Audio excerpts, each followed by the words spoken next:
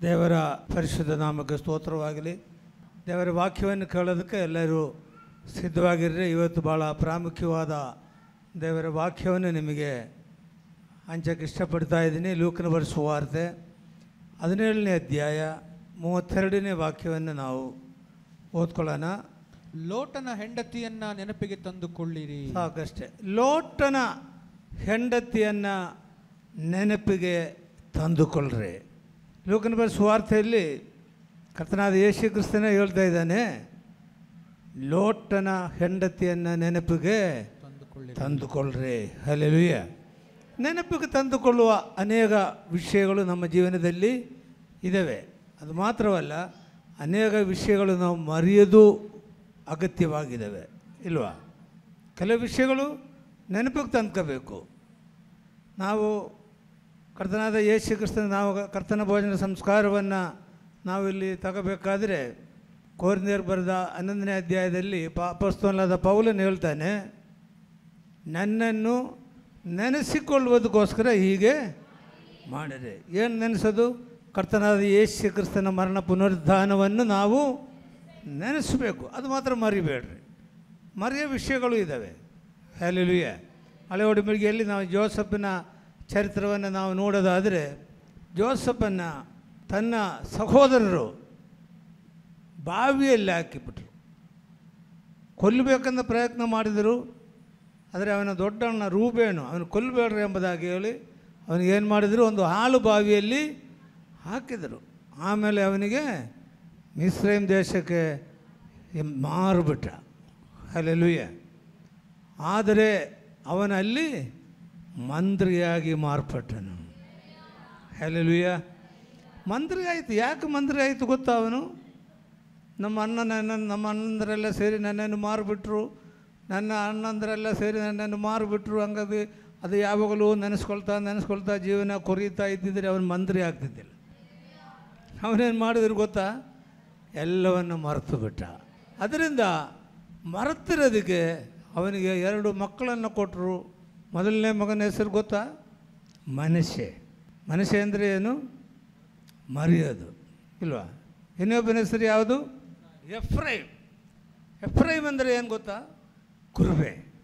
ನೀನು ಮರೆತರೆ ನಿನಗೆ ದೇವರು ಕುರುಬೆ ಕೊಡ್ತಾರೆ. ಎಲ್ಲವನ್ನ ತಲೆಗೆ ಹಚ್ಕೊಂಡು ತಲೆ ಕೆಡಿಸ್ಕೊಂಡು ಕೂತ್ಕೊಳ್ಳೋದು ಯಾತಕ್ಕೆ? ಅನೇಕ ವಿಷಯಗಳು ನಾವು ಮರಿಬೇಕು. ನಮ್ಮ ಅಣ್ಣ ತಮ್ಮಂದರಾಗಲಿ, ನಮ್ಮ ನೆರೆಯರಾಗಲಿ, ಬೇರೆಯವರಾದರೆ ನಮಗೆ ಮಾಡಿರುವ ಕೇಡುಗಳನ್ನು ನೆನೆಸ್ಕೊಂಡು ತಲೆ ತುಂಬಿಕೊಂಡು ನಾವು ಕೂತ್ಕೊಂಡ್ರೆ ನಮಗೆ ರೋಗ ಬರ್ತದೆ. ನಾವೇನು ಮಾಡಬೇಕು? ಅದನ್ನು ಮರಿಬೇಕು. ಅವ್ರಿಗೆ ಗೊತ್ತಿಲ್ಲದೆಲ್ಲ ಮಾಡಿರ್ಬೋದು ಅಂತಾರೆ. ಮರಿತೀರ ನೀವು? ಕೆಲವು ವಿಷಯಗಳನ್ನು ಮರಿಬೇಕು, ಕೆಲವು ವಿಷಯಗಳನ್ನು ನೆನಪಿಗೆ ತಂದ್ಕೋಬೇಕಾಗುತ್ತೆ. ಇಲ್ಲಿ ಲೋಟನ ಹೆಂಡತಿ ವಿಷಯವಾಗಿ ಯೇಸುಸ್ವಾಮಿ ಹೇಳ್ತಾನೆ, ನೀವು ನೆನಪಿಗೆ ತಂದುಕೊಳ್ಳ್ರಿ. ಒಂದು ಎಚ್ಚರಿಕೆ ಮಾತಿದು. ಹಲ್ಲೆಲೂಯ. ನೆನಪಿಗೆ ತಂದುಕೊಳ್ಳ್ರಿ. ಯಾಕೆ ನೆನಪಿಗೆ ತರಬೇಕು? ಲೋಟನ ಹೆಂಡತಿ ಏನು ಮಾಡಿದರು? ಹಿಂದಿರುಗಿ ಹೋಯ್ತು. ಎಷ್ಟು ಜನ ಹಿಂದಿರುಗಿ ಹೋಗ್ತೀರಾ? ದೇವ್ರ ನಂಬೆಲ್ಲ ಹಿಂದಿರುಗಿ ಹೋಗ್ತೀರಾ? ಹಿಂದಿರುಗಿ ನೋಡ್ತೀರಾ? ನೋಡಿದರೆ ಏನಾಗುತ್ತೆ? ಅದಕ್ಕೆ ಯೇಸುಸ್ವಾಮಿ ಹೇಳ್ತಾ ಇದ್ದಾರೆ, ನೀವೇನು ಮಾಡಬೇಕು? ಲೋಟನ ಹೆಂಡತಿಯನ್ನು ನೆನಪಿಗೆ ತಂದುಕೊಳ್ಳ್ರಿ. ನಿಮ್ಮ ಜೀವನದಲ್ಲಿ ಇದು ಆಗಬಾರ್ದು ಅಂತೇಳಿ ಯೇಸುಸ್ವಾಮಿ ನಿಮಗೆ ಹೇಳ್ತಾ ಇದ್ದಾರೆ, ನೀವು ಲೋಟನ ಹೆಂಡತಿಯನ್ನು ನೆನಪಿಗೆ ತಂದುಕೊಳ್ಳ್ರಿ. ಕೆಲವು ವಿಷಯಗಳು ನೆನಪಿಗೆ ತರಬೇಕು. ಲೋಟನ ಹೆಂಡತಿಯನ್ನು ನೀವು ನೆನಪಿಗೆ ತಂದುಕೊಂಡ್ರೆ ಏನಾಗುತ್ತೆ ಗೊತ್ತಾ? ನಾವು ಹಿಂಜಾರಿ ಹೋಗೋದಿಲ್ಲ. ಹಲ್ಲೆಲೂಯ. ದೇವರ ನಾಮಕ್ಕೆ ಸ್ತೋತ್ರವಾಗಲಿ. ಲೋಟನ ವಿಷಯ ನಾವು ನೋಡೋದಾದರೆ, ಅಬ್ರಹಾಮನ ಸಹೋದರನಾದ ಲೋಟನು ಅವರಿಬ್ಬರಿಗೂ ಹೆಚ್ಚು ಕಮ್ಮಿ ಆದಾಗ ಏನಾಯಿತು ಗೊತ್ತಾ? ಅಬ್ರಹಾಮನ ಹೇಳಿದರು, ನಮ್ಮ ಆಸ್ತಿ ಭಾಳ ಆಗ್ಬಿಡ್ತು. ಕುರಿ ಕಾಯೋರು, ದನ ಕಾಯೋರು ಅವರು ಹೊಡೆದಾಡೋಕ್ಕೆ ಶುರು ಆಗ್ಬಿಡ್ತು. ಯಾರು? ಕುರಿ ಕಾಯೋರು. ಅದರಿಂದ ಅಬ್ರಹಾಮನ ಹೇಳಿದರು, ನೀನು ಯಾವ ದೇಶ ಬೇಕಾದ್ರೆ ಆರಿಸ್ಕೊಳ್ಳಪ್ಪ, ನೀನು ಬಿಟ್ಟಿದ್ದು ನಾನು ತಗೊಳ್ತೇನೆ ಅಂದ. ಆವಾಗ ಲೋಟನ ಏನು ಮಾಡಿದ್ರು ಗೊತ್ತಾ? ಒಳ್ಳೆ ನೀರಾವರಿ ಪ್ರದೇಶ ನೋಡಿಕೊಂಡು ಆರಿಸಿಕೊಂಡ್ರು. ಆದರೆ ಅಲ್ಲಿರೋ ಜನಗಳೆಲ್ಲ ಎಂದದು ಕೆಟ್ಟ ಜನಗಳು. ಹಲ್ಲೆಲೂಯಾ. ಕೆಟ್ಟ ಜನಗಳು. ದೇವರೇನು ಮಾಡಿದ್ದಾರೆ? ಅಲ್ಲಿಂದ ಬೆಂಕಿ ಇಳಿಸಿ ಎಲ್ಲರನ್ನ ಸಾಯಿಸಿಬಿಟ್ಟ. ಆ ವಾಕ್ಯಗಳನ್ನು ನಾವು ನೋಡ್ಕೊಳ್ಳೋಣ. 28ನೇ ವಾಕ್ಯದಿಂದ ನೋಡು. ಮತ್ತು ಲೋಟನ ದಿವಸಗಳಲ್ಲಿ ನಡೆಸಿದ ಪ್ರಕಾರ ನಡೆಯುವುದು. ಅವರು ಊಟ ಮಾಡುತ್ತಿದ್ದರು, ಕುಡಿಯುತ್ತಿದ್ದರು, ಕೊಳ್ಳುತ್ತಿದ್ದರು, ಮಾರುತ್ತಿದ್ದರು, ನೆಡುತ್ತಿದ್ದರು, ಕಟ್ಟುತ್ತಿದ್ದರು. ಆದರೆ ಲೋಟನು ಸೊದೋಮೂರನ್ನು ಬಿಟ್ಟು ಹೋದ ದಿವಸದಲ್ಲಿ, ಲೋಟನು ಸೊದೋಮನ್ನ ಬಿಟ್ಟು ಹೋದ ದಿವಸಗಳಲ್ಲಿ ಆಕಾಶದಿಂದ ಬೆಂಕಿ ಗಂಧಕಗಳು ಸುರಿದು ಅವರೆಲ್ಲರನ್ನು ನಾಶ ಮಾಡಿದವು. ಎಲ್ಲರನ್ನು ನಾಶ ಮಾಡಿದರು. ದೇವರ ಮಕ್ಕಳೇ, ನಮ್ಮ ಜೀವನದಲ್ಲಿ ಇದನ್ನು ನಾವು ನೆನೆಸ್ಕೋಬೇಕಾಗುತ್ತೆ.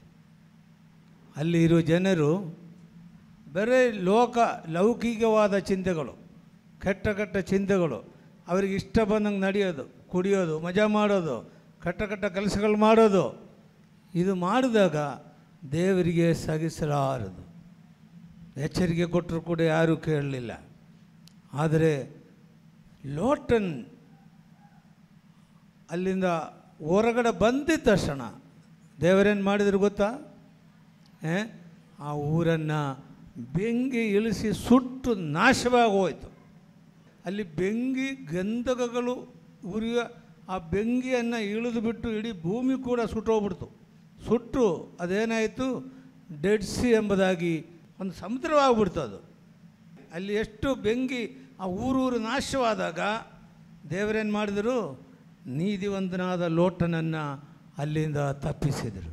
ದೇವರ ಮಕ್ಕಳೇ, ಸುಟ್ಟು ಏನಾದರೂ ನಡೀಲಿ, ದೊಡ್ಡ ದೊಡ್ಡ ಎಂದೆಂದ ವಿಷಯಗಳನ್ನು ನಡೀಲಿ, ಆದರೆ ನೀನು ಯಥಾರ್ಥವಾಗಿ ನೀನು ನೀತಿವಂತನಾಗಿದ್ದರೆ ನಿನ್ನನ್ನು ದೇವರು ತಪ್ಪಿಸ್ತಾನೆ. ನೀತಿವಂತನಾದ ಲೋಟನಿದ್ದಾಗ ಅಲ್ಲಿ ಬೆಂಕಿ ಬರಲಿಲ್ಲ. ದೇವರೇನು ಮಾಡಿದ್ರು ಗೊತ್ತಾ?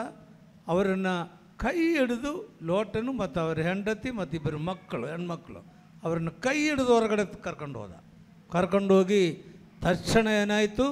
ಬೆಂಕಿ. ದೇವದೂತರು ಒಂದು ಮಾತು ಹೇಳ್ತಾ ಇದ್ದಾರೆ, ನೀನು ಇಲ್ಲಿಂದ ಹೋಗತ್ತಂಗ ನನಗೆ ಏನು ಮಾಡೋಕ್ಕೆ ಸಾಧ್ಯವಾಗಲ್ಲ ಎಂಬುದಾಗಿ. ಹಲ್ಲೆಲೂಯಾ. ನೋಡ್ರಿ, ಅದು ಆದಿಕಾಂಡದಲ್ಲಿ ಆ ವಿಷಯ ತೆಗಿ ನೋಡೋಣ. ಆದಿಕಾಂಡ 19ನೇ ಅಧ್ಯಾಯದಲ್ಲಿ ನಾವು ನೋಡ್ತೀವಿ.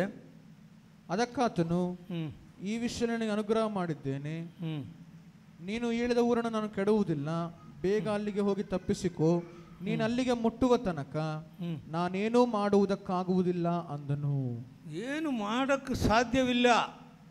ದೇವದೂತರು ಹೇಳ್ತಾರೆ, ನೀನು ಅಲ್ಲಿಂದ ಹೋಗತ್ತಂಗ ಏನು ಮಾಡೋಕ್ಕೆ ನನಗೆ ಸಾಧ್ಯವಿಲ್ಲ. ಯಾಕಂದರೆ ದೇವರು ಅಪ್ಪಣೆ. ನೀತಿವಂತನಾದ ಲೋಟನಿದ್ದಾಗ ನೀವು ಏನು ಮಾಡಕೂಡದು. ಹಲ್ಲೆಲೂಯಾ. ಲೋಟನಲ್ಲಿಂದ ಹೊರಗೆ ಬಂದ. ಅಲ್ಲಿ ಏನಾಯಿತು? ಬೆಂಕಿ. ಊರೆಲ್ಲ ಸುಟ್ಟು ನಾಶ ಮಾಡಿಬಿಟ್ರು. ದೇವರ ನಾಮಕ್ಕೆ ಸ್ತೋತ್ರವಾಗಲಿ. ಮತ್ತು ನಾವು ಲೂಕನ ಬರೆದ ಸುವಾರ್ತೆ 17ನೇ ಅಧ್ಯಾಯಕ್ಕೆ ವಾಪಸ್ ಬರೋಣ. ಅಲ್ಲಿ ಕೆಲವು ವಿಷಯಗಳನ್ನು ನಾವು ನೋಡ್ಕೊಳ್ಳೋಣ. ಇದರಲ್ಲಿ ಮುಖ್ಯವಾದ ವಿಷಯ ಏನಪ್ಪ ಅಂದರೆ ಕ್ಷಮೆ. 3ನೇ ವಾಕ್ಯ ನೋಡು, 17ನೇ ಅಧ್ಯಾಯ 3ನೇ ವಾಕ್ಯ. ನಿಮ್ಮ ವಿಷಯದಲ್ಲಿ ಎಚ್ಚರಿಕೆಯಾಗಿರ್ರಿ. ನಿನ್ನ ಸಹೋದರನು ತಪ್ಪು ಮಾಡಿದರೆ ಅವನನ್ನು ಗದರಿಸು. ಅವನು ಪಶ್ಚಾತ್ತಾಪ ಪಟ್ಟರೆ ಅವನ ತಪ್ಪನ್ನು ಕ್ಷಮಿಸಿಬಿಡು. ಹಲ್ಲೆಲೂಯಾ. ಪಶ್ಚಾತ್ತಾಪ ಹೃದಯ ನಮ್ಮಲ್ಲಿ ಭಾಳ ಪ್ರಾಮುಖ್ಯ. ಪಶ್ಚಾತ್ತಾಪ ಹೃದಯ. ತಪ್ಪು ಮಾಡ್ತಾರೆ ಎಲ್ಲರೂ. ದಾವೀದನಿಗೆ ಆ ಹೃದಯ ಇತ್ತು. ದಾವೀದನ ತಪ್ಪು ಮಾಡಿದರು, ಪಶ್ಚಾತ್ತಾಪ ಪಟ್ಟರು. ಕೆಲವರು ಏನು ಮಾಡ್ತಾರೆ ಗೊತ್ತಾ? ನಾನು ತಪ್ಪೇ ಮಾಡಿಲ್ಲ ಅಂದರೆ ಗಟ್ಟಿಯಾಗಿ ಇಟ್ಕೊಳ್ತಾರೆ. ಹಲ್ಲೆಲೂಯಾ. ಅವರಿಗೆ ಕ್ಷಮಾಪಣೆ ಇಲ್ಲ. ಇಲ್ಲಿ ಏನು ಹೇಳ್ತಾ ಇದ್ದಾರೆ? ತಪ್ಪು ಮಾಡಿದಾಗ ಅವನನ್ನು ಗದರಿಸು. ಅವನು ಪಶ್ಚಾತ್ತಾಪ ಪಟ್ಟರೆ ತಪ್ಪನ್ನು ಕ್ಷಮಿಸಿ. ದೇವರ ಮಕ್ಕಳೇ, ದೇವರಾದರೂ ಕೂಡ ಅಷ್ಟೇ. ನಾವು ತಪ್ಪು ಮಾಡಿದಾಗ ನಾವು ಪಶ್ಚಾತ್ತಾಪ ಪಟ್ಟರೆ ನಮ್ಮ ಪಾಪಗಳನ್ನು ದೇವರೇನು ಮಾಡ್ತಾರೆ? ಕ್ಷಮಿಸಕ್ಕೆ ಶಕ್ತನಾಗಿರ್ತಾನೆ. ಲೂಕನ ಬರೆದ ಸುವಾರ್ತೆಯಲ್ಲಿ ಮುಖ್ಯವಾದ ವಿಷಯಗಳು: ಮೊದಲನೇದಾಗಿ ಕ್ಷಮೆ, ಎರಡನೇದಾಗಿ ನಂಬಿಕೆ. ವಿಷಯವಾಗಿ ಇಲ್ಲಿ ನಾವು ನೋಡ್ತೀವಿ. 17ನೇ ಅಧ್ಯಾಯ 5ನೇ ವಾಕ್ಯ ನೋಡು. ಅಪೊಸ್ತಲರು ಸ್ವಾಮಿಗೆ ಹಾಂ, ನಮ್ಮ ನಂಬಿಕೆಯನ್ನು ಹೆಚ್ಚಿಸು ಎಂದು ಹೇಳಲು ಅಪೊಸ್ತಲರು ಸ್ವಾಮಿಗೆ ನನ್ನ ನಂಬಿಕೆಯನ್ನು ಹೆಚ್ಚಿಸು ಎಂದು ಹೇಳಲು ಸ್ವಾಮಿಯು ಸಾಸಿವೆ ಕಾಳಷ್ಟು ನಂಬಿಕೆ ನಿಮಗಿದ್ದರೆ ಸಾಸಿವೆಯ ಕಾಳಷ್ಟು ನಂಬಿಕೆ ನಿನಗೆ ಇದ್ದರೆ ನೀವು ಈ ಅತ್ತಿ ಮರಕ್ಕೆ ನೀನು ಬೇರು ಸಹಿತ ಕಿತ್ತುಕೊಂಡು ಹೋಗಿ ಅತ್ತಿ ಮರಕ್ಕೆ ಬೇರು ಸಮೇತ ಕಿತ್ಕೊಂಡು ಹೋಗಿ ಸಮುದ್ರದಲ್ಲಿ ನಾಟಿಕೋ ಎಂದು ಸಮುದ್ರದಲ್ಲಿ ನಾಟಿಕೋ ಎಂದು ಹೇಳಿದರು. ಅದು ನಿಮ್ಮ ಮಾತನ್ನು ಕೇಳುವುದು, ಅದು ನಿಮ್ಮ ಮಾತನ್ನು ಕೇಳುವರು. ಹಲ್ಲೆಲೂಯಾ. ನಂಬಿಕೆ ಬಹಳ ಪ್ರಾಮುಖ್ಯ. ನಂಬಿಕೆ. ಯೇಸುಸ್ವಾಮಿ ಅನೇಕ ವಿಷಯಗಳಲ್ಲಿ ಹೇಳಿದರು, ಮಾರ್ತಳು ಮತ್ತು ಮರಿಯರಿಗೆ ಹೇಳಿದರು, ನಂಬಿಕೆ ಇರಲಿ, ನಂಬಿದರೆ ದೇವರ ಮಹಿಮೆಯನ್ನು ಕಾಣುವೆ.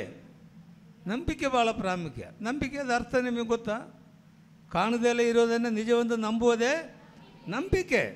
ನಾವು ಕಂಡಿಲ್ಲ ಅಂದರೂ ಕೂಡ ನಿಜವೆಂದು ನಾವು ನಂಬಿಕೆ ಬೇಡ. ನಮ್ಮಲ್ಲಿ ನಂಬಿಕೆ ಭಾಳ ಪ್ರಾಮುಖ್ಯ. ಎಷ್ಟು ನಂಬಿಕೆ? ಸಾಸಿಗೆ ಕಾಳಷ್ಟು ನಂಬಿಕೆ. ಸಾಸಿಗೆ ಕಾಳಿಗೊಂದು ವಿಶೇಷತೆ ಇದೆ, ಅದು ದೃಢವಾಗಿರ್ತದೆ, ಅದರೊಳಗಡೆ ತೊಳ್ಳಿರಲ್ಲ. ಬೇರೆ ಎಲ್ಲದರಲ್ಲಿ ತೊಳ್ಳಿರ್ತದೆ. ನೀವು ಸಾಸಿವೆ ಕಾಳು ಹುಡುಕಿ ನೋಡ್ರಿ, ಒಂದು ಕಾಳಲ್ಲಿ ಕೂಡ ತೊಳ್ಳಿರೋದಿಲ್ಲ, ಅದರಿಗೆ ಗಟ್ಟಿ ಇರ್ತದೆ, ಅದು ದೃಢವಾಗಿರ್ತದೆ. ಅದಕ್ಕೆ ಯೇಸುಸ್ವಾಮಿ ಹೇಳ್ತಾರೆ, ನಿನ್ನ ನಂಬಿಕೆ ದೃಢವಾಗಿರಬೇಕು. ದೃಢವಾದ ನಂಬಿಕೆ ಇದ್ದರೆ ನಿನ್ನಲ್ಲಿ ಅದ್ಭುತ ಕಾರ್ಯಗಳನ್ನು ನಡೀತದೆ. ಹಲ್ಲೆಲೂಯಾ. ಶಿಷ್ಯರು ಹೇಳ್ತಾರೆ ಯೇಸುಸ್ವಾಮಿಗೆ, ನಮಗೆ ನಂಬಿಕೆಯನ್ನು ಹೆಚ್ಚಿಸಿಕೊಡು ಎಂಬುದಾಗಿ. ನಮಗೆ ನಂಬಿಕೆ ಕೆಲವರಿಗೆ ಕಮ್ಮಿ ಇದ್ದರೆ ದೇವರಿಗೆ ಬೇಡ್ಕೊಳ್ರಿ, ದೇವರು ನಿಮಗೆ ನಂಬಿಕೆಯನ್ನು ಕೊಡುವನಾಗಿದ್ದಾನೆ. ಹಲ್ಲೆಲೂಯಾ. 17ನೇ ಅಧ್ಯಾಯದಲ್ಲಿ ಕ್ಷಮೆ ಭಾಳ ಪ್ರಾಮುಖ್ಯ. ಕ್ಷಮೆ ವಿಷಯದಲ್ಲಿ ನಾವು ಆಗಲೇ ಮಾತಾಡಿದ್ವಲ್ಲ, ಇಲ್ವಾ? ಕ್ಷಮಿಸಬೇಕು. ತಪ್ಪು ಮಾಡಿದರೆ ಕ್ಷಮಿಸ್ತು. ಎಷ್ಟು ಸರ್ತಿ ಕ್ಷಮಿಸ್ಬೇಕು ಗೊತ್ತಾ ನಿಮಗೆ? 770 ಸರಿ ಅಂದರೆ ಎಷ್ಟಾಯ್ತು? 490 ಸರಿ. 490 ಸರಿ ಕ್ಷಮಿಸ್ಬೇಕಂದೆ. ಕ್ಷಮಿಸ್ತೀರಾ? ಒಂದು ಮಾತಿಗೆ ಸಿಟ್ಟು ಒಂದು ಬರ್ತದೆ, ಎಲ್ಲಿ 2-3 ಮಾತು ಹೇಳಿದ್ರೆ ಮುಗಿದೋಯ್ತು, ಹೊಡೆದೇ ಬಿಡ್ತಾರೆ, ಇಲ್ವಾ? ಇಲ್ಲಿ ಯೇಸುಸ್ವಾಮಿ ಏನು ಹೇಳಿದ್ದಾರೆ? 7 × 70 ಸಾರಿ, 490 ಸಾರಿ ನೀನು ಕ್ಷಮಿಸಬೇಕು. ಯಾರಾದರೂ ನಿಮ್ಮ ಮೇಲೆ ವೈರುಧ್ಯ ಇದ್ದರೆ, ನಿಮಗೆ ಯಾರಿಗೆ ಅದನ್ನ ವೈರುಧ್ಯ ಇದ್ದರೆ ನೀವೇನು ಮಾಡಬೇಕು? ಎಷ್ಟು ಸರ್ತಿ ಕ್ಷಮಿಸಬೇಕು? ಸಾಧ್ಯವಿಲ್ಲ ಪಾಸ್ಟ್ರೆ ಅಂದಿರಾ? ಸಾಧ್ಯವಿಲ್ಲ ಅಂದ್ರೆ ಎಷ್ಟು ಜನ ಹೇಳ್ತೀರಿ ಹೇಳ್ರಿ? ಆಯಿತು, ಕ್ಷಮಿಸ್ತೀನಿ ಅಂತ ಹೇಳೋರು ಎಷ್ಟು ಜನ ಇದ್ದಾರೆ? ಹಲ್ಲೆಲೂಯಾ. ಕ್ಷಮೆ ಭಾಳ ಪ್ರಾಮುಖ್ಯ ರೀ. 490 ಸರ್ತಿ ಒಬ್ಬನ ಮೇಲೆ ಕ್ಷಮಿಸಿಬಿಟ್ರೆ ಮತ್ತು ಯಾವ ಕಾಲಕ್ಕೂ ನಮಗೆ ಸಿಟ್ಟು ಬರಲ್ಲ, ಏನೂ ಬರಲ್ಲ. ಯಾರ ಮೇಲೆ ಸಿಟ್ಟು ಮಾಡೋಕ್ಕೂ ಕೂಡ ಸಾಧ್ಯವಿರಲ್ಲ. ಕ್ಷಮೆ ಭಾಳ ಪ್ರಾಮುಖ್ಯ. ಮತ್ತು ಯೇಸುಸ್ವಾಮಿ 17ನೇ ಅಧ್ಯಾಯದಲ್ಲಿ ನಮ್ಮ ಯೇಸು ರೋಗಿಗಳನ್ನು ಸ್ವಸ್ಥ ಮಾಡುವ ಯೇಸು. ಹಲ್ಲೆಲೂಯಾ. ಇಲ್ಲಿ ನೋಡ್ರಿ, ಯೇಸುಸ್ವಾಮಿ ಹತ್ರ 10 ಮಂದಿ ಕುಷ್ಠರೋಗಿಗಳು ಬಂದಿತ್ತಂದೆ. ಅವ್ರು ಏನು ಹೇಳ್ತಾರೆ ಗೊತ್ತಾ? 13ನೇ ವಾಕ್ಯ ನೋಡಪ್ಪ, ಏನು ಹೇಳ್ತಾರೆ ಅಂದ? ಯೇಸುವೇ ಗುರುವೇ ನಮ್ಮ ಮೇಲೆ ದಯವಿಡು ಎಂದು ಕೂಗಿ, ನಮ್ಮ ಮೇಲೆ ದಯವಿಡು. ಹಲ್ಲೆಲೂಯಾ. ಕಷ್ಟಗಳು, ರೋಗಗಳು, ಪ್ರಯಾಸ ಬಂದಾಗ ಎಷ್ಟು ಜನ ಕೂಗ್ತಿರ್ರಿ ಇದನ್ನು? ಕುಷ್ಠರೋಗಿನೇ ವಾಸವಾಗಿಬಿಡ್ತದೆ. ಒಂದೇ ವಿಷಯ ಏನಪ್ಪ ಅಂದರೆ, ಯೇಸುವೇ ಗುರುವೇ ನನ್ನನ್ನು ಕರುಣಿಸಪ್ಪ, ನನ್ನನ್ನು ಕರುಣಿಸಪ್ಪ ಎಂಬುದಾಗಿ ಹೇಳಿದಾಗ ಯೇಸುಸ್ವಾಮಿ ಕುಷ್ಠರೋಗಿಗಳನ್ನು ವಾಸಿ ಮಾಡೋಕ್ಕೆ ಶಕ್ತನು, ಸತ್ತವರನ್ನು ಎಬ್ಬರಿಸೋಕ್ಕೆ ಶಕ್ತನು. ಯೇಸುವಿನಲ್ಲಿ ಅಸಾಧ್ಯವಾದ ಕಾರ್ಯಗಳು ಒಂದೂ ಇಲ್ಲ, ಎಲ್ಲ ಪ್ರೂವ್ ಮಾಡಿ ತೋರಿಸ್ಬಿಟ್ಟಿದ್ದಾನೆ ಈ ಪ್ರಪಂಚದಲ್ಲಿ ಇದ್ದಾಗ. ನಮ್ಮ ಮೇಲೆ ಕನಿಕರವಿಡ್ತಾರೆ ಯೇಸುಸ್ವಾಮಿ. ಹಲ್ಲೆಲೂಯಾ. 14ನೇ ವಾಕ್ಯ ನೋಡು. ಆತನವರನ್ನು ನೋಡಿ, ನೀವು ಹೋಗಿ ಯಾಜಕರಿಗೆ ಮೈ ತೋರಿಸಿಕೊಳ್ಳಿರಿ. ನೀವು ಹೋಗಿ ಯಾಜಕರಿಗೆ ಹೋಗಿ ಮೈ ತೋರಿಸ್ಕೊಳ್ಳ್ರಿ ಎಂಬುದಾಗಿ ಹೇಳಿದರು. ಯಾಜಕರಿಗೆ ಯಾಕೆ ಹೇಳಿದ್ರು ಗೊತ್ತಾ? ಹಳೆ ಒಡಂಬಡಿಕೆ ಕಾಲದಲ್ಲಿ ಇಸ್ರಾಯೇಲ್ ದೇಶದಲ್ಲಿ ಒಬ್ಬ ಕುಷ್ಠರೋಗಿ ಇದ್ದರೆ ಅವರನ್ನು ಬಹಿಷ್ಕಾರ ಹಾಕ್ಬಿಡ್ತಾರೆ, ಹೊರಗಡೆ ಕಳಿಸ್ಬಿಡ್ತಾರೆ. ಮತ್ತು ಅವ್ರು ಹೊರಗಡೆ ಬರೋಕ್ಕೆ ಸಾಧ್ಯವಿಲ್ಲ. ಅವ್ರು ಒಳಗಡೆ ಬರಬೇಕು ಅಂದರೆ ಅವ್ರ ಕುಷ್ಠರೋಗ ವಾಸಿ ಆಗಬೇಕು. ಕುಷ್ಠರೋಗ ವಾಸಿ ಆಯಿತು ಎಂಬುದಾದರೆ ಯಾಜಕರು ಏನು ಮಾಡ್ತಾರೆ ಗೊತ್ತಾ? ಎಲ್ಲವನ್ನ ಚೆಕ್ ಮಾಡ್ತಾರೆ, ಇವನಲ್ಲಿ ಏನಾದರೂ ಕುಷ್ಠ ಇದೆಯಾ. ಯೇಸುಸ್ವಾಮಿ ಧೈರ್ಯವಾಗಿ ಹೇಳಿದರು, ಹೋಗಿ ಯಾಜಕರನ್ನು ತೋರಿಸ್ಕೋ. ಎಲ್ಲರೂ ಯಾಚಕರ ಹತ್ರ ಹೋಗ್ತಾ ಇರಬೇಕಾದ್ರೆ ಏನಾಯಿತು? ಅವರು ಹೋಗುತ್ತಿರುವಾಗಲೇ ಅವರಿಗೆ ಶುದ್ಧ ಆದರು. ಎಲ್ಲರೂ ಶುದ್ಧರಾದರು. ದೇವರ ನಮ್ಗೆ ಸ್ತೋತ್ರವಾಗಲಿ. ಕೆಲವು ಟೈಮ್ನಲ್ಲಿ ನಾವು ಪ್ರಾರ್ಥನೆ ಮಾಡುವಾಗ ನಮಗೆ ತಕ್ಷಣ ಗುಣ ಬರಲ್ಲ, ಸಿಕ್ಕಲ್ಲ. ಕೆಲವು ಟೈಮ್ನಲ್ಲಿ ಇನ್ಸ್ಟೆಂಟಾಗಿ ಸಿಕ್ಬಿಡ್ತದೆ. ಯೇಸ್ವಾಮಿ ಅದು ಎದ್ದು ನಡೆದಾಡುವಂದಾಗ ಎದ್ದು ನಡೆದಾಡ್ಬಿಡ್ತದೆ. ಇಲ್ಲಿ ಯೇಸ್ವಾಮಿ ಹೇಳಿದ ತಕ್ಷಣ ಕುಷ್ಠರೋಗಿ ವಾಸಿ ಆಗಲ್ಲ. ಆದರೆ ಇವರ ನಂಬಿಕೆ ನೋಡ್ರಿ, ಯಾಚಕರಿಗೆ ಹೋಗಿ ತೋರಿಸು ಹೇಳಿದಾಗ, ಸ್ವಾಮಿ ಈ ಕುಷ್ಠರೋಗ ಇಟ್ಕೊಂಡು ನಾವು ಅಲ್ಲಿ ಯಾಚಕರ ಹತ್ರ ಹೋಗೋಕ್ಕಾಗಲ್ಲ, ನಮ್ಮನ್ನು ಮತ್ತೆ ಹೊರಗೆ ಕಳಿಸ್ತಾರೆ ಅಂತ ಇವರೇನು ಹೇಳಲಿಲ್ಲ. ಇವರೇನು ಮಾಡಿದರು? ಧೈರ್ಯವಾಗಿ ಯಾಚಕರ ಹತ್ರ ಹೋದರು. ಹೋಗ್ತಾ ಇರಬೇಕಾದ್ರೆ ಏನಾಯಿತು? ಕುಷ್ಠರೋಗವನ್ನು ವಾಸಿ ಆಯಿತು. ಹಲ್ಲೆಲೂಯಾ. ಕುಷ್ಠರೋಗವನ್ನು ವಾಸಿ ಆಯಿತು. ಯೇಸು ರೋಗಿಗಳನ್ನು ಸ್ವಸ್ಥ ಮಾಡುವ ದೇವರು. ಅಂದರೆ ಒಂದು ವಿಷಯ ಗಮನಿಸಬೇಕು. ಕೆಳಗಡೆ ನೋಡ್ರಿ, ಮತ್ತೆ ಅದನ್ನು ಏನು ಮಾಡಿದ್ದಾರೆ ಅಂದರೆ, ಅದರಲ್ಲಿ ಒಬ್ಬನು ತನಗೆ ಗುಣವಾದದ್ದನ್ನು ನೋಡಿ ಮಹಾಶಬ್ದದಿಂದ ದೇವರನ್ನು ಕೊಂಡಾಡುತ್ತಾ ಹಿಂತಿರುಗಿ ಬಂದು ಯೇಸುವಿನ ಪಾದಗಳಿಗೆ ಅಡ್ಡ ಬಿದ್ದು ಆತನಿಗೆ ಉಪಕಾರ ಸ್ತುತಿ ಮಾಡಿದನು. ಏನು ಮಾಡಿದ್ರು ಹೇಳ್ರಿ? ಅರ್ಥ ಆಯ್ತಾ ನಿಮಗೆ? ಏನು ಮಾಡಿದರು? ಮಹಾಶಬ್ದದಿಂದ ಆರಾಧನೆ ಮಾಡಿದರು. ಯೇಸುವೇ, ನೀನು ನನಗೆ ಬಿಡುಗಡೆ ಕೊಟ್ಟಿದ್ದೀಯಪ್ಪ, ನಾವು ನಿಮ್ಮನ್ನು ಆರಾಧಿಸ್ತೀವಿ, ನಾವು ನಿಮ್ಮನ್ನು ಸ್ತುತಿಸ್ತೀವಿ. ಅಡ್ಡ ಬಿದ್ದು ಆರಾಧನೆ ಮಾಡಿದರು. ಯೇಸುವಿನ ಪಾದದಲ್ಲಿ ನೀನು ಅಡ್ಡ ಬೀಳಬೇಕು. ಯೇಸು ನಿನಗೆ ಸೌಖ್ಯ ಕೊಟ್ಟಿದ್ದೀರಾ, ಯೇಸು ನಿನಗೆ ಬಿಡುಗಡೆ ಕೊಟ್ಟಿದ್ದೀರಾ, ಯೇಸು ನಿನಗೆ ಅನೇಕ ಸಂಗತಿಗಳಿಂದ ನಿಮಗೆ ಬಿಡುಗಡೆ ಕೊಟ್ಟಿದ್ದೀರಾ. ನೀವೇನು ಮಾಡಬೇಕು? ಯೇಸುವಿನ ಮುಂದೆ ಬರಬೇಕು, ಅಡ್ಡ ಬೀಳಬೇಕು.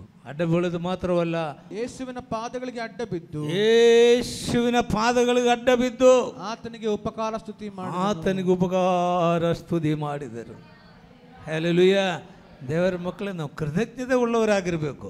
ನಮ್ಮ ಜೀವನಗಳಲ್ಲಿ ಎಷ್ಟೆಷ್ಟು ಅದ್ಭುತ ಕಾರ್ಯಗಳು ದೇವರು ಮಾಡಿದ್ದಾರೆ ಇಲ್ವಾ? ಇಲ್ಲಿ ಕುಂದ್ರರು ಎಲ್ಲರೂ ಮಾಡಿದ್ದಾರೆ, ನನಗೆ ಗೊತ್ತು. ಎಲ್ಲರ ಜೀವನದಲ್ಲಿ ಯೇಸು ಅದ್ಭುತ ಮಾಡಿದ್ದಾರೆ. ಆದರೆ ನಾವೇನು ಮಾಡಬೇಕು? ಯೇಸುವಿನ ಪಾದದಲ್ಲಿ ಅಡ್ಡ ಬಿದ್ದು ಉಪಕಾರ ಸ್ತುತಿಯನ್ನು ದೇವರಿಗೆ ಕೊಡಬೇಕು. ಯೇಸುವೇ, ನೀನೊಬ್ಬನೇ ಆರಾಧನೆಗೆ ಯೋಗ್ಯನಪ್ಪ, ನಾವು ನಿಮ್ಮನ್ನು ಆರಾಧಿಸ್ತೀವಿ, ನಾವು ನಿಮ್ಮನ್ನು ಸ್ತುತಿಸ್ತೀವಿ, ನಾವು ನಿಮ್ಮನ್ನು ಕೊಂಡಾಡುತ್ತೀವಿ ಎಂಬುದಾಗಿ ಯೇಸುವನ್ನು ಆರಾಧನೆ ಮಾಡಿದರು. ಹಲ್ಲೆಲೂಯಾ. ಆರಾಧನೆಗೆ ಯೋಗ್ಯನ ನಮ್ಮ ಯೇಸು ಒಬ್ಬನೇ. ಹಲ್ಲೆಲೂಯಾ. ಇದೇನು ಒನ್ ವೇ ಟ್ರಾಫಿಕ್ ಅಲ್ಲ. ಸೌಖ್ಯವಾಯಿತು, ಹೋಯಿತು. ಈಗ ಡಾಕ್ಟ್ರ್ ಆದರೆ ಆಸ್ಪತ್ರೆಗೆ ಹೋಗ್ತಾರೆ, ಒಂದು ಇಂಜೆಕ್ಷನ್ ಇಡ್ತಾರೆ, ಜ್ವರ ವಾಸಿ ಆಯಿತು. ಜ್ವರ ಹೋದ್ಮೇಲೆ ನಾಳೆ ಹೋಗ್ತಾರೆ ಡಾಕ್ಟ್ರ್ ಹತ್ರ. ಇದು ಆ ಡಾಕ್ಟ್ರ್ ಅಲ್ಲಿದು. ಹಲ್ಲೆಲೂಯಾ. ಇದು ಆ ಡಾಕ್ಟ್ರ್ ಅಲ್ಲ. ನೀನು ಯೇಸುವಿನ ಬಳಿಗೆ ಬಂದ ಮೇಲೆ, ಯೇಸುವೇ ನನ್ನನ್ನು ಕರುಣಿಸು ಎಂಬುದಾಗಿ ಕೇಳಿದಾಗ ಯೇಸು ನಮಗೆ ಬಿಡುಗಡೆ ಕೊಡ್ತಾರೆ. ನಾವೇನು ಮಾಡಬೇಕು?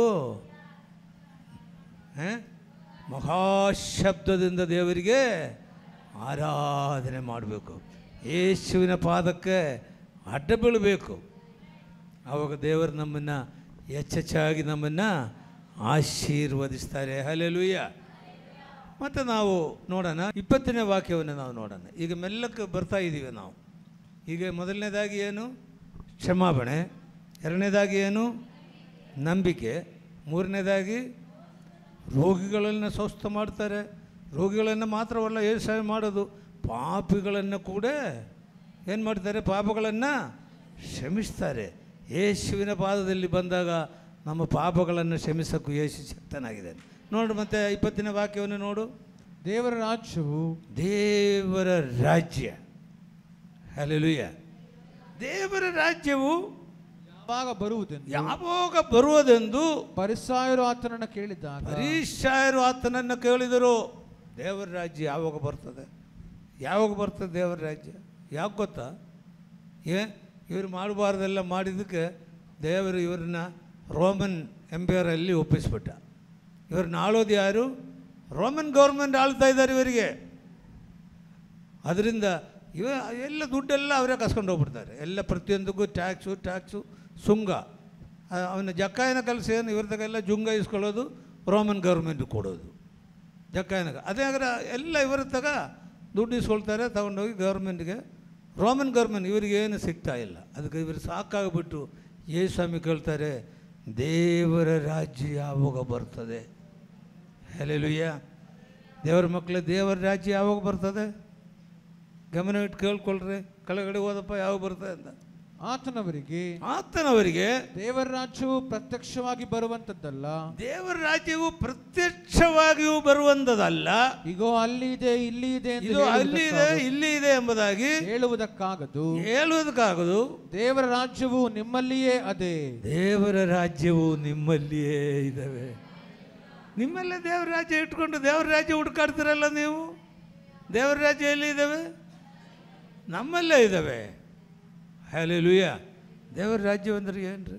ರೋಮಾಪುರದ ಬರ್ತಿಗೆ 14ನೇ ಅಧ್ಯಾಯ 17ನೇ ವಾಕ್ಯ ನೋಡು. ಯಾಕಂದರೆ ತಿನ್ನುವುದು ಕುಡಿಯುವುದು ದೇವರ ರಾಜ್ಯವಲ್ಲ. ತಿನ್ನುವುದು ಕುಡಿಯುವುದು ದೇವರ ರಾಜ್ಯವಲ್ಲ. ನೀತಿಯು ಸಮಾಧಾನವು ಪವಿತ್ರಾತ್ಮನಿಂದಾಗುವ ಆನಂದವು ಪವಿತ್ರಾತ್ಮನಿಂದಿರುವ ಆನಂದವು ಆಗಿದ್ದೇವೆ. ದೇವರ ರಾಜ್ಯ ಅಂದ್ರೆ ಏನ್ರಿ? ತಿನ್ನೋದು ಕುಡಿಯೋದ ದೇವರ ರಾಜ್ಯ?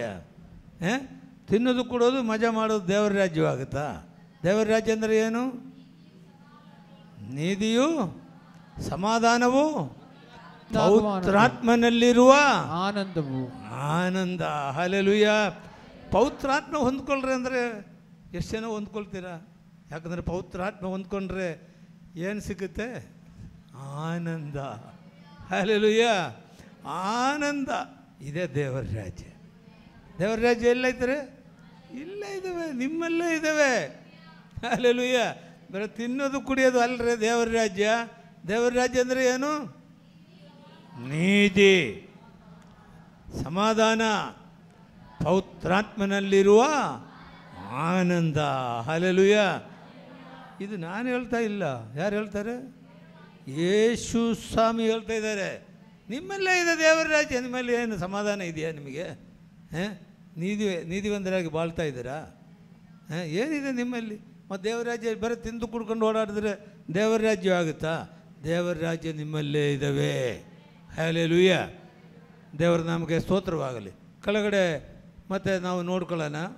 ನೋಹನ ದಿವಸಗಳಲ್ಲಿ ನಡೆದ ಹಾಗೆಯೇ ಮನುಷ್ಯ ಕುಮಾರನ ದಿವಸಗಳಲ್ಲಿಯೂ ನಡೆಯುವುದು. ನೋಹನ ಕಾಲದಲ್ಲಿ ನಡೆಯುವ ಹಾಗೆಯೇ ಮನುಷ್ಯ ಕುಮಾರನ ದಿವಸಗಳಲ್ಲಿಯೂ ನಡೆಯುವುದು.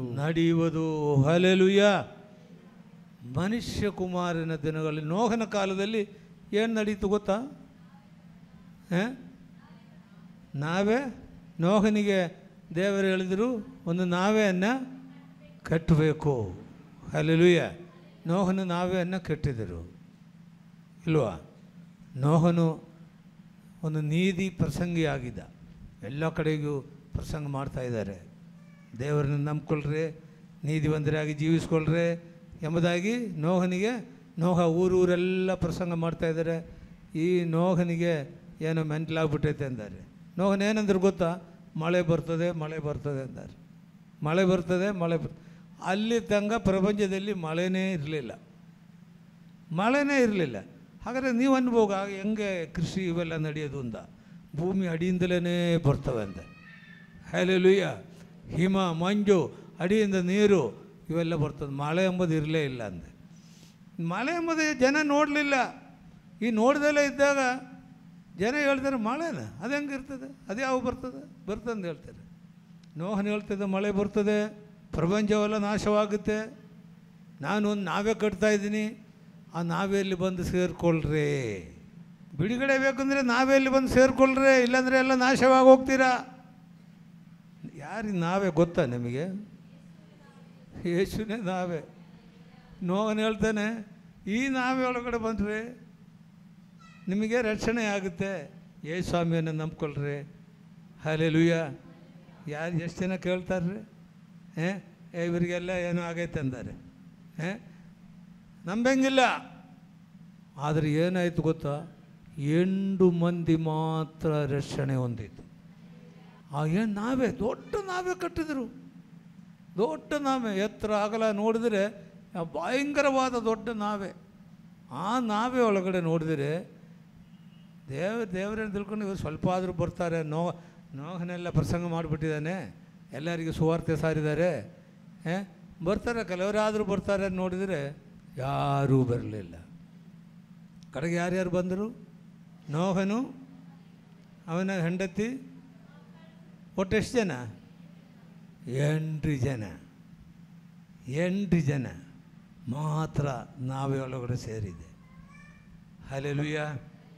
ಆ ನಾವೇ ಬೇರೆ ಯಾರೂ ಅಲ್ಲ, ನಮ್ಮ ಕರ್ತನಾದ ಯೇಸು ಕ್ರಿಸ್ತನೇ. ನಿನಗೆ ರಕ್ಷಣೆ ಬೇಕಾ, ನಿನಗೆ ಬಿಡುಗಡೆ ಬೇಕಾ, ನಿನಗೆ ನಿತ್ಯ ಜೀವ ಬೇಕಾ, ಆ ಯೇಸುವಿನ ಬಳಿಗೆ ಬರ್ರಿ. ಯೇಸು ನಿಮಗೆ ರಕ್ಷಣೆ ಕೊಡ್ತಾನೆ. ಯೇಸು ನಿಮ್ಮ ಪಾಪಗಳನ್ನು ಕ್ಷಮಿಸ್ತಾನೆ. ಯೇಸು ನಿಮಗೆ ಬಿಡುಗಡೆ ಕೊಡ್ತಾನೆ. ಯೇಸು ನಿಮಗೆ ನಿತ್ಯ ಜೀವನ ಕೊಡ್ತಾನೆ. ಇಲ್ಲಿ ಕೆಳಗಡೆ ನಾವು ನೋಡೋದಾದರೆ ನೋಡ್ರಿ 31ನೇ ವಾಕ್ಯ ನೋಡು. ಆ ದಿನದಲ್ಲಿ ಮಾಳಿಗೆಯ ಮೇಲೆ ಇರುವವನು ಮನೆಯೊಳಗಿರುವ ತನ್ನ ವಸ್ತುಗಳನ್ನು ತೆಗೆದುಕೊಳ್ಳುವುದಕ್ಕೆ ಇಳಿದು ಬರಬಾರದು. ಅದೇ ಪ್ರಕಾರ ಹೊಲದಲ್ಲಿರುವವರು ಸಹ ತಿರುಗಿ ಹಿಂದಕ್ಕೆ ಹೋಗಬಾರದು. ತಿರುಗಿ ಹಿಂದಕ್ಕೆ ಹೋಗಬಾರದು. ಲೋಟನ ಹೆಂಡತಿಯನ್ನು ನೆನಪಿಗೆ ತಂದುಕೊಳ್ಳಿರಿ. ನೆನೆಸಿಕೊಳ್ಳ್ರಿ. ತನ್ನ ಪ್ರಾಣವನ್ನು ದೊರಕಿಸಿಕೊಳ್ಳಬೇಕೆಂದಿರುವವನು ಅದನ್ನು ಕಳಕೊಳ್ಳುವನು. ಹಲ್ಲೆಲೂಯ. ಈಗ ಲೋಟನ ಹೆಂಡತಿಯಿಂದ ನೆನೆಸಿಕೊಳ್ಳ್ರಿ ಎಂಬುದಾಗಿ ಯೇಸು ಸ್ವಾಮಿ ಯಾಕೆ ಹೇಳಿದರು? ಇಲ್ಲಿ ಏನು ಹೇಳ್ತಾ ಇದ್ದಾನೆ? ನಮ್ಮ ಯೇಸು ಬರ್ತಾನೆ ತಿರುಗಿ. ಹಲ್ಲೆಲೂಯ. ನಮ್ಮ ಯೇಸುದು ಬರ್ತಾನೆ. ನೀವು ಹಿಂದಿರುಗಿ ನೋಡಿದರೆ ಯೇಸು ಬಂದಾಗ ನೀವು ಎತ್ತಲ್ಪಡೋದಿಲ್ಲ. ಹಲ್ಲೆಲೂಯ. ಅದ್ರ ವಿಷಯವಾಗಿ ಇಲ್ಲಿ ಕೆಳಗಡೆ ಬರೀತಾ ಇದ್ದಾರೆ ನೋಡು. 34ನೇ ವಾಕ್ಯ ನೋಡು. ಆ ರಾತ್ರಿಯಲ್ಲಿ ಒಂದೇ ಮನುಷ್ಯನ ಮೇಲೆ ಇಬ್ಬರಿರುವರು. ಒಂದೇ ಮಂಚದಲ್ಲಿ ಇಬ್ಬರಿರುವರು. ಒಬ್ಬನು ತೆಗೆದುಕೊಳ್ಳಲ್ಪಡುವನು, ಒಬ್ಬರು ತೆಗೆದುಕೊಳ್ಳಲ್ಪಡುವರು, ಮತ್ತೊಬ್ಬನು ಬಿಡಲ್ಪಡುವನು, ಮತ್ತೊಬ್ಬರು ಬಿಡಲ್ಪಡುವರು. ಇಬ್ಬರು ಹೆಂಗಸರು ಒಂದೇ ಕಲ್ಲಲ್ಲಿ ಬೀಸುತ್ತಿರುವರು. ಆದರೆ ಇಬ್ಬರು ಕೂತ್ಕೊಂಡು ಬೀಸ್ತಿರ್ತಾರೆ ಅಂದ್ರೆ ಏನು ಮಾಡ್ತಾರೆ? ಒಬ್ಬಳು ತೆಗೆದುಕೊಳ್ಳಲ್ಪಡುವಳು, ಒಬ್ಬರು ಹೋಗ್ಬಿಡ್ತಾರೆ. ಯಾವಾಗ ಯೇಸು ಸ್ವಾಮಿ ಬಂದಾಗ ಒಬ್ಬರು ಹೋಗ್ಬಿಡ್ತಾರೆ, ಒಬ್ಬರು ಉಳಿದು ಬಿಡ್ತಾರೆ. ಇಬ್ಬರು ಹೊಲದಲ್ಲಿ ಇರ್ತಾರೆ, ಒಬ್ಬರು ಹೋಗ್ತಾರೆ, ಒಬ್ಬರು ಇಳ್ತಾರೆ. ಯಾರು ಹೋಗ್ತಾರೆ? ನಾವೇ ಅಲ್ಲಿ ಯಾರು ಸೇರಿರ್ತಾರೆ ಅವರು ಹೋಗ್ತಾರೆ. ಯೇಸು ಮೇಲೆ ನಂಬಿಕೆ ಯಾರು ಇಟ್ಕೊಳ್ತಾರೋ ಅವರು ಹೋಗ್ತಾರೆ. ಬೇರೆಯವ್ರು ಏನು ಮಾಡ್ತಾರೆ? ಇಲ್ಲೇ ಉಳಿದು ಬಿಡ್ತಾರೆ. ದೇವರ ಮಕ್ಕಳು ಭಾಳ ಎಚ್ಚರಿಕೆ ಆಗಿರಾನ. ಕೈ ಬಿಡಲ್ಪಡಬೇಡ್ರಿ. ಯೇಸು ಬರ್ತಾನೆ, ಯೇಸು ಬರ್ತಾನೆ. ಇದು ಬೇರೆ ಯಾರು ಅಲ್ಲಿ ಹೇಳ್ತಾ ಇರೋದು? ಯೇಸುನೇ ಹೇಳ್ತಾ ಇರೋದು. ನಾನು ತಿರುಗಿ ಬರ್ತೇನೆ. ಇಬ್ಬರು ಮಂಚದ ಮೇಲೆ ಮಲಗಿದ್ರೆ ಒಬ್ಬರು ಹೋಗ್ತಾರೆ, ಒಬ್ಬರು ಉಳಿತಾರೆ. ಇಬ್ಬರು ನಂಬಿದರೆ ಇಬ್ಬರು ಹೋಗ್ತಾರೆ, ಇಬ್ಬರು ನಂಬಿಲ್ವ ಇಬ್ಬರು ಅಲ್ಲೇ ಇರ್ತಾರೆ, ಬೇರೆಯವ್ರು ಹೋಗ್ತಾರೆ. ಹಲ್ಲೆಲೂಯ. ನಾವು ಕೈ ಬಿಡಲ್ಪಡಬೇಡ್ರಿ. ಎಷ್ಟು ದಿವಸ ನಾವು ಚರ್ಚಿಗೆ ಬಂದಿರೋದಕ್ಕೂ ಸ್ವಾರ್ಥ ಆಗಬೇಕು. ಹಲ್ಲೆಲೂಯ. ನಾವು ಯೇಸು ಸ್ವಾಮಿ ನಂಬಿದ್ದಕ್ಕೂ ಕೂಡ ಅದು ವ್ಯರ್ಥವಾಗಿ ಹೋಗಬಾರದು. ಲೋಟನ ಹೆಂಡತಿಯನ್ನು ನೆನಪಿಗೆ ತಂದುಕೊಳ್ಳ್ರಿ. ದೇವರ ನಮಗೆ ಸ್ತೋತ್ರವಾಗಲಿ. ನಾವು ಪ್ರಾರ್ಥನೆ ಮಾಡೋಣ. ನಮ್ಮನ್ನು ಬಹಳವಾಗಿ ಪ್ರೀತಿ ಮಾಡುವ ಸ್ವರ್ಗೀಯ ತಂದೆಯಾದ ದೇವರೇ, ಕರ್ತನೆ ನೀನಷ್ಟು ಒಳ್ಳೆಯನಪ್ಪ. ಹಲ್ಲೆಲೂಯ. 3-4 ಸಂಗತಿಗಳನ್ನು ನಮಗೆ ಹೇಳಿದ್ರಲ್ಲಪ್ಪ. ಕ್ಷಮೆ. ಹಲ್ಲೆಲೂಯ. 490 ಸಾರಿ ಕ್ಷಮಿಸಬೇಕು ಎಂಬುದಾಗಿ ನೀನು ನಮಗೆ ಹೇಳಿದೆಯಲ್ಲಪ್ಪ. ಯೇಸುವೇ ಸ್ತೋತ್ರ. ಸಾಸಿವೆ ಕಾಲಷ್ಟು ದೃಢವಾದ ನಂಬಿಕೆಯಲ್ಲಿದ್ದರೆ ಏನು ಬೇಕಾದ್ರೆ ನಡೀತದೆ ಎಂಬುದಾಗಿ ನೀನು ಹೇಳಿದೆಯಲ್ಲಪ್ಪ ಕರ್ತನೆ. ನೀನು ರೋಗಿಗಳನ್ನು ಸ್ವಸ್ಥ ಮಾಡು ದೇವರು. ಹಲ್ಲೆಲೂಯ. ಪಾಪಗಳನ್ನು ಕ್ಷಮಿಸುವ ದೇವರು ನೀನಾಗಿದೆಯಲ್ಲಪ್ಪ. ದೇವರ ರಾಜ್ಯ ನಮ್ಮೆಲ್ಲೇ ಇದೆ ಎಂಬುದಾಗಿ ನೀನು ಹೇಳಿದೆಯಲ್ಲಪ್ಪ ಕರ್ತನೆ.